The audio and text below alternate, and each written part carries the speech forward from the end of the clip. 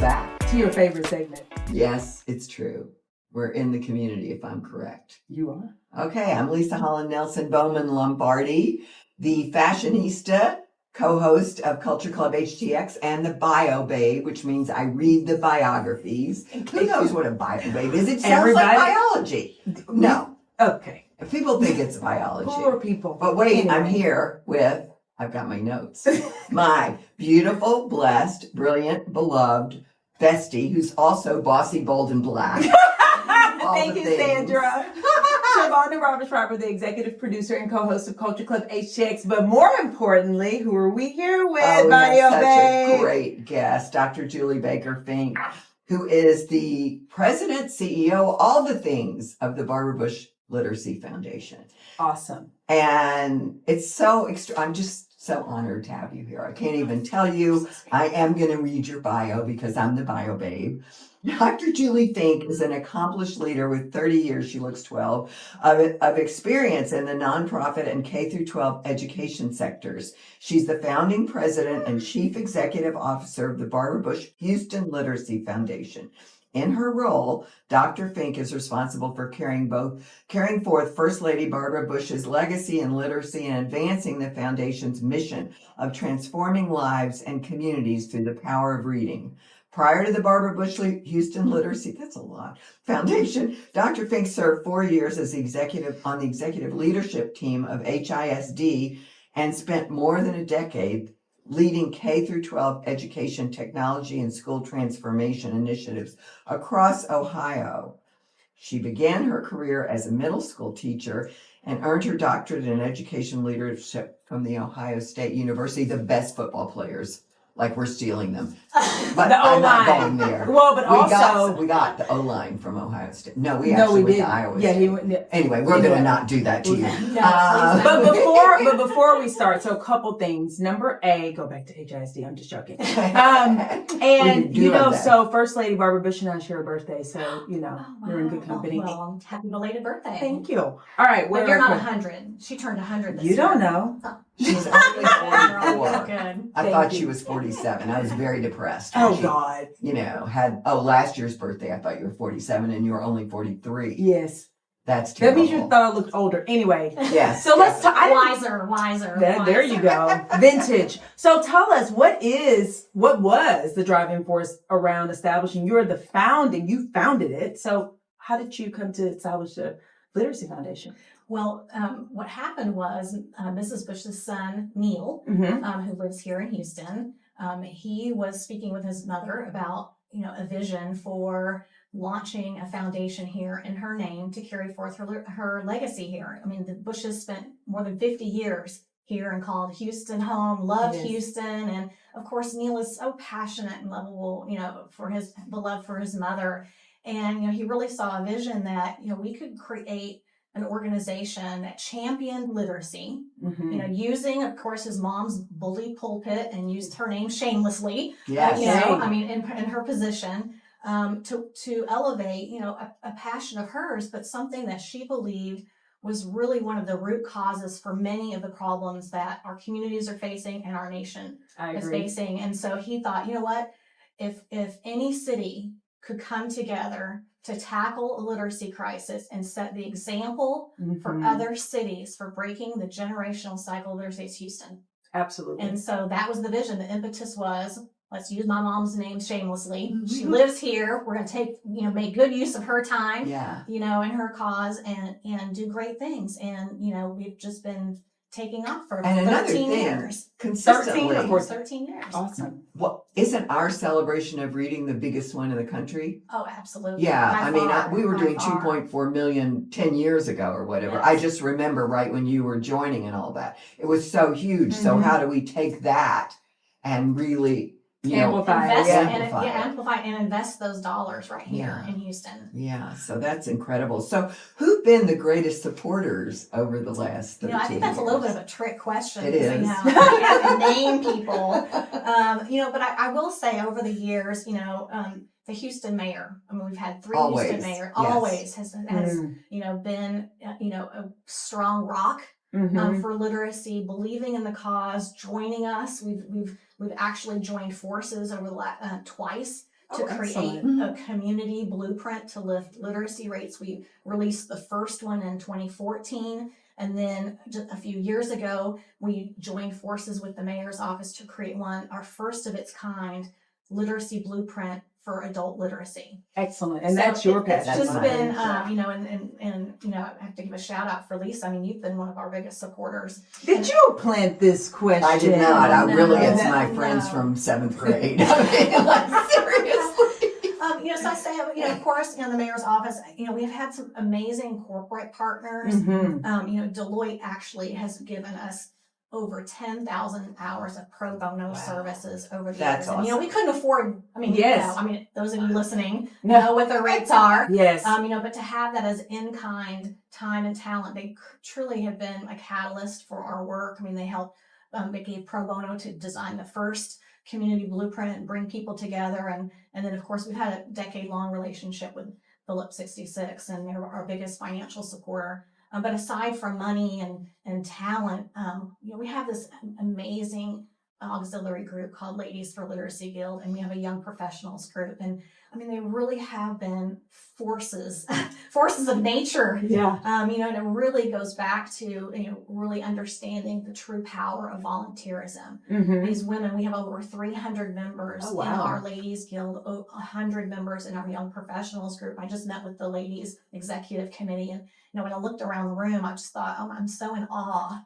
I mean, really, It's an some of these incredible women group, were and they don't half-time. I mean, if leave. you did an Yeah. equivalent of a full-time employees, Mhm. I mean, there are more women around that table than there are my staff. And I think about, again, what catalysts they can be when people come, and they come with a passion, and they come with time, and they come with just, a lot of our work has been stemming from great volunteer ideas. So one thing that is coming up for me, I'm going to pull a Lovely and ask a question not on our sheet, is considering that so many children especially are really focused on devices, how has the literacy, or what are you doing to think about ways to connect different strategies? Because lots of kids don't read We books. just were talking about that. So what are some of the things that you all are thinking about as the Barbara Bush Literacy Foundation to address that? Yeah, I think that's a great question, because it's one that it's always going to be on the forefront of our minds about how we serve the community, how do we reach the community. And, I'm always a big proponent, especially in the early years, those formative years, you need physical books. I agree. I mean, you have to have the tactical, you have to know what a book is, you have to see the words, you have to know how to navigate a book. You have to bring stories to life, Yes. and to share a book, you need You need a book. You need the book. I mean, there's Yeah. just a lot of research that shows that devices do not replace that type of experience Absolutely. and the physical book. And as we grow older, then obviously there's a little more dependency. You have strong literacy skills. You know all of the. You have strong vocabulary, and so devices aren't as bad. But what we're seeing is that kids, especially in teens, are not reading. I know. I mean, they're not reading books, and they're reading social media, they're reading short things, they're reading acronyms and symbols and emojis and all of this. And so we're really losing, a lot of this generation to some of those strong roots to literacy. And so what we've been doing is, using technology to reach people and to let them know where to go if they need services, but they're also pushing content to families. But even though we know a lot of people have a device, even low income families have a smartphone. Sure. What the barrier is access to the internet and those data plans that cost money. And so we have to still, while we see people walking around with devices, we can't really take for granted the fact that they can't afford to pull down high video content. So if you're pushing content, that if it costs money, it's gonna Be a barrier. That's So interesting. you have to simplify the content that you're going to deliver. Content and again, still utilize a lot of community-based providers and resources who are reaching out and connecting with families directly. So then what about the HISD takeover? Yeah, How is that's my burning question. Go ahead. Especially since you were with HISD for a long time. How has that takeover affected the work? Our strategy, your work? Our strategy. Our approach has always been, how do we bring the community together to elevate literacy as a priority, and then what strategies does research is grounded in research that shows how we can make an impact. Okay. We've never been created to create a curriculum, Right. or tell teachers how to teach, like what they need to do in their classroom, how to approach teaching and their instruction. That's not really our role. Where our role is in, how do you elevate awareness, increase resources? Because children who are behind on reading need more time. And so our focus has been on how do you extend learning beyond what's going on in the classroom, because they need more time and schools can't afford to extend time. We've seen over the years after school programming, tutoring, enrichment programs, those don't exist, anymore. And then our focus on the early years and what about brain development and the return on investment. When you invest in early literacy, for every $1 invested, you get a $7 return if you invest in the early years. And so we have been more of a gap filler. We do have a strategic partnership with HISD. We've still been able to, even with the takeover, provide programs like My Home Library. We've distributed 1.5 million books since that program started in 2018.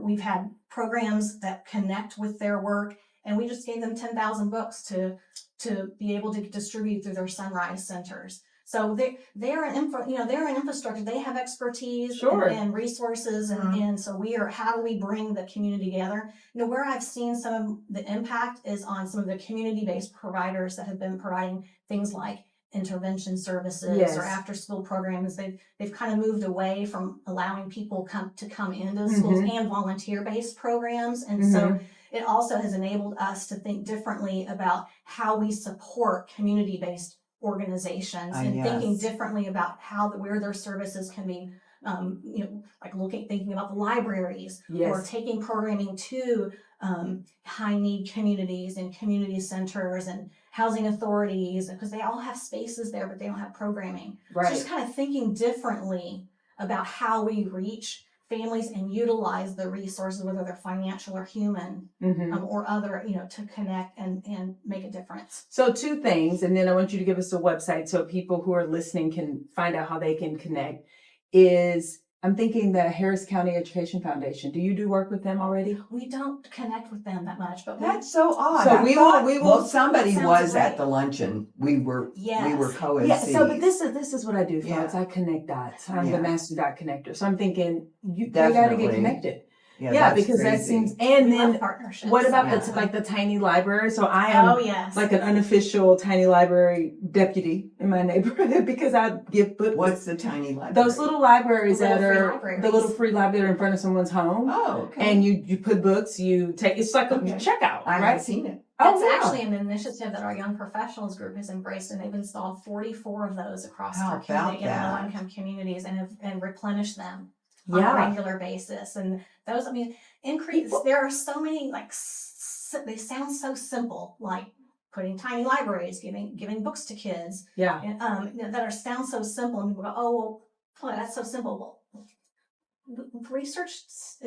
we know what research says about how to get kids ignited and learning and empowering them with books is one simple thing. So we just have to keep doing it in a city of this size, the enormity. Well, so the thing about simplicity, as Steve Jobs says, it's hard. People think, but if it were that simple, then it's simple, but it's not easy. No, because in a city our size, there should be no way that you haven't seen a tiny library as much as you're out and about, because they should be everywhere. They should be so just evident everywhere that it should be like, oh yeah, you can go on your lunch break and go walk to get a sandwich and grab a book. I'm going to find one. Okay, I will. I am, because I can't believe I not only haven't seen one, I didn't even know about that. Well, you know what? Stay with me, kid.